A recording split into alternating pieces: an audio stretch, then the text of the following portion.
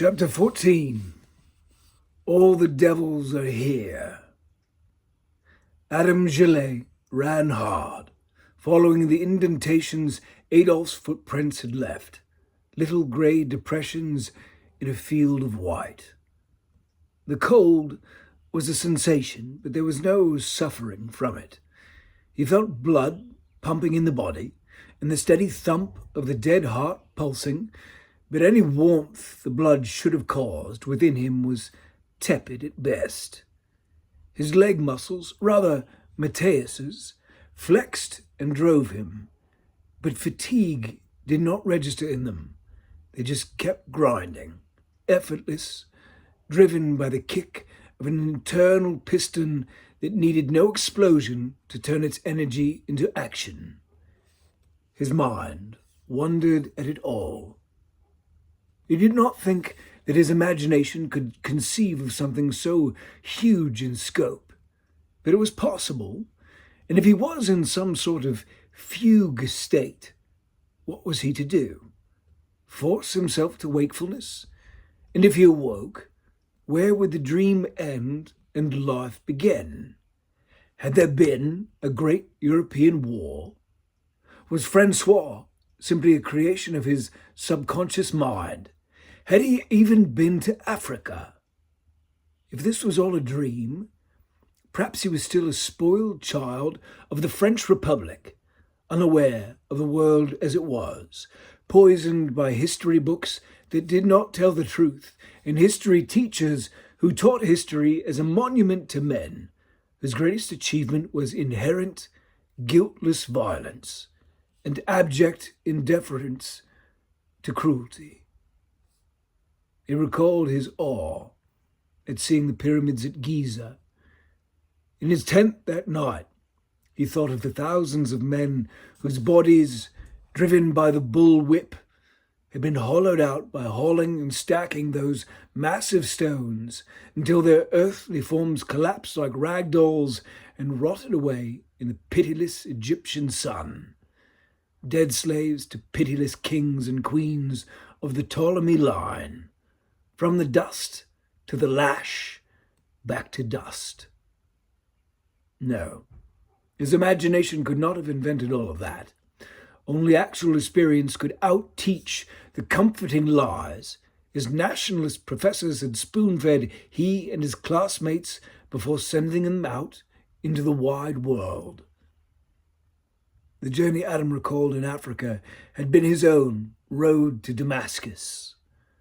The scales had fallen from his eyes, and he began to see the world as it was, instead of as it had been tutored to him. It awakened him to the truth that all empires were gorged to greatness on the fresh blood, gristle, and organ meat of human beings whose only fault was that they stood in the way of progress. Only a fool would believe in the superiority of Europeans after seeing the rest of the world firsthand. Francois. Adam smiled at the irony of the name. When he awoke in the water of the canal and swam to the mule path, he had every intention of fulfilling his command. Had the woman in the diner sent him to kill anyone but Francois, he wondered if he would have simply done the deed. He killed the two men he found on the way with no compunction whatsoever, murdering the two quaking German enlisted men. The pair had raped a Belgian farm girl in the early days of the war, brought pleasure and righteous satisfaction, and left him wanting more. He discovered Francois's trail at the train depot and followed it all the way to the bell tower of the lonely church in Vermont. It was only when Adam found himself stymied by the trap door above, separating him from his prey, that he caught the scent and sensation of Francois's warmth just beyond it, and some part of his being fought its way to the surface. He could not kill the man in the tower above him, regardless of the sins he had committed. He sat down on the landing below Francois, bloody bayonet in hand, and recalled Senegal. In so doing, he found certainty that that time together had not been a dream. It had been, in so many ways, the only chapter in his life in which he had truly been awake and alive. By the time his body collapsed in the morning, reliving their journey had fully reinforced his humanity. When he awoke at sunset, he knew he could hold fast to his rebellion. If he was to give his soul and body over to something greater than himself, it would not to be in order to erect the crone's monument of blood and bone. If he was to sacrifice himself upon some altar, it would not be one built on humanity's ashes. It would be on an altar of his love for Francois. He knew the crone would make him suffer for it, but he did not care. And now, running in Adolf's footprints, he knew to defend Francois he had to kill the Austrian he was hunting. The part of him that was thirsty for blood thrilled at the thought. The old woman awoke the appetite for just this type of deed. Now, Adam would use it to stymie her aims. Adolf's footprints were fresh. He was close. Adam flexed his cold hand on the bayonet's handle and ran on. Rupert Fuchs saw the road he'd been searching for open up before him. He stepped out of the field onto it slowly, peering left and right, looking for signs of the dead. There were none. He turned and waved to Wolfgang and the others. As they came out of the snow-covered crops, he pressed on, turning right and following the drainage ditch beside the road. The ghosts of abandoned farmhouses began to appear with regularity, and 20 minutes later Rupert led the way into the outskirts of San Quentin, confident. He had wintered there in 15. He knew the terrain as well as he did the streets of Hamburg. When they arrived, the vast stacks of weaponry at the Lafayette ammunition dump, he paused and let the others catch him. They huddled together in the shadows of some 30,000 snow-covered, palleted artillery shells, all of which had been bound for Verdun and points east via horse, lorry, and river barge.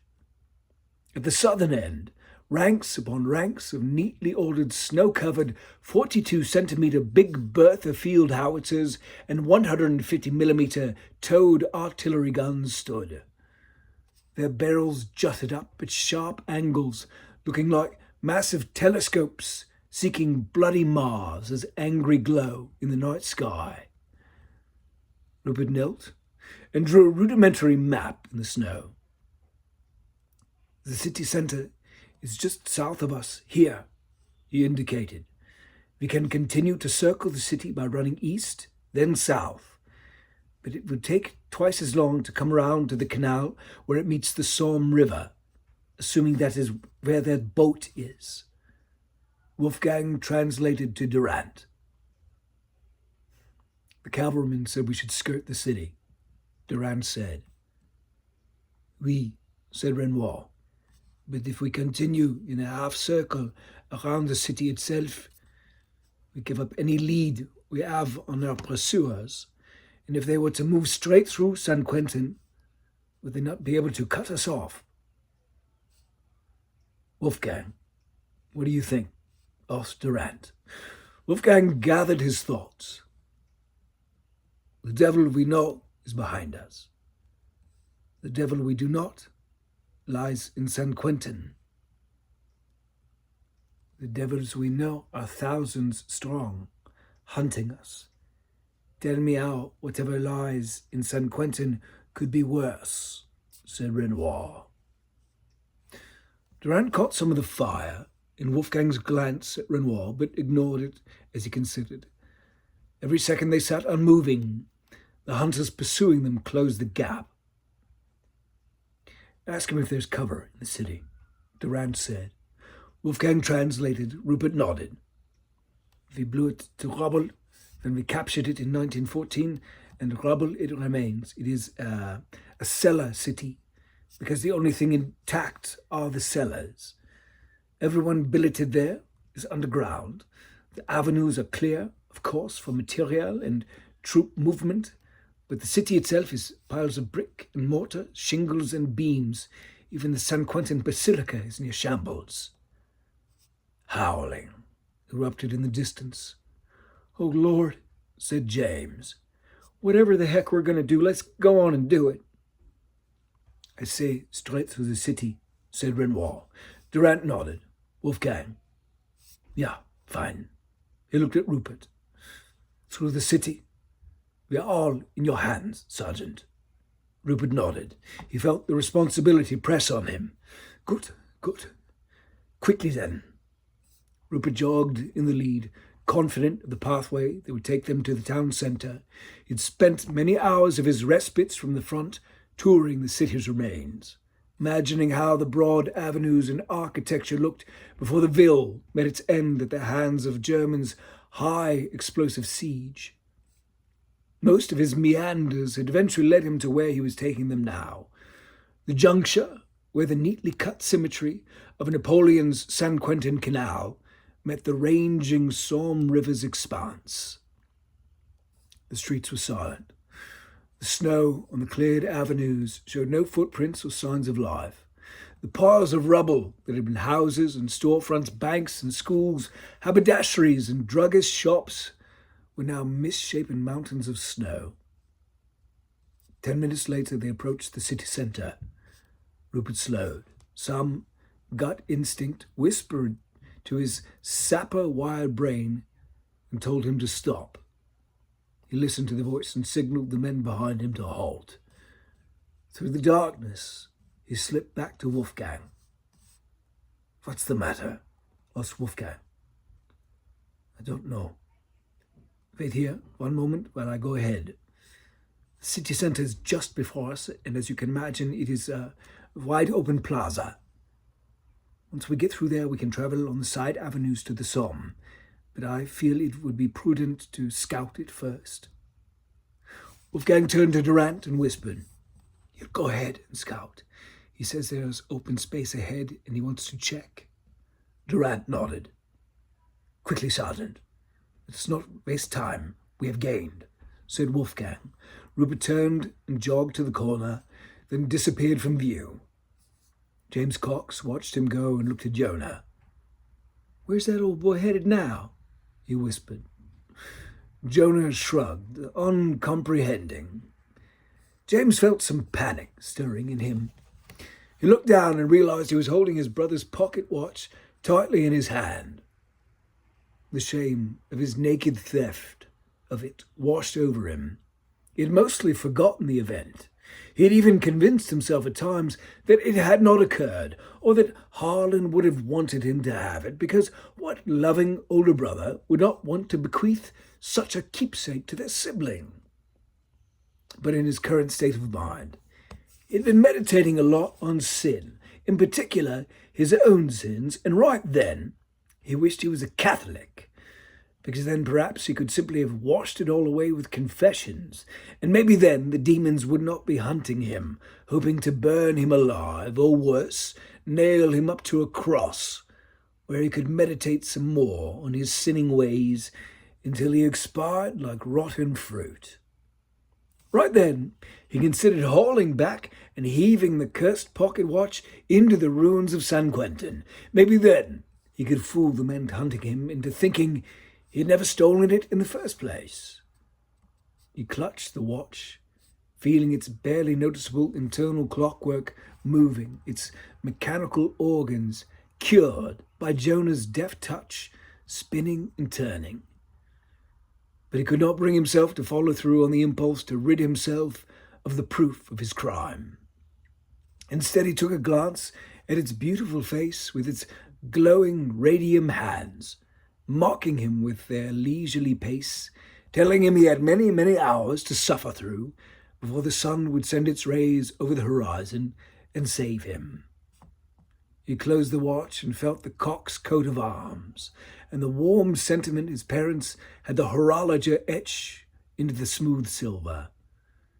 He slipped it inside his pocket and flexed his hands, rubbing them together for warmth and shoving them under his arm so he could keep himself from pulling out the watch and checking the time again. Looking at the watch hand's indiscernible movement would only make time's passage drag, and all he wanted now was for time to fly, for dawn to come, and with it a full collapse of the dead. Then Rupert came running back round the corner, and any thoughts of reaching safety vanished. Rupert's face was white as the snow. He did not slow as he reached them, but whispered, "Come, come!" sharply as he ran past. None of them hesitated or waited for an explanation. Rupert's terror told them all they needed to know. They ran after him, unquestioning.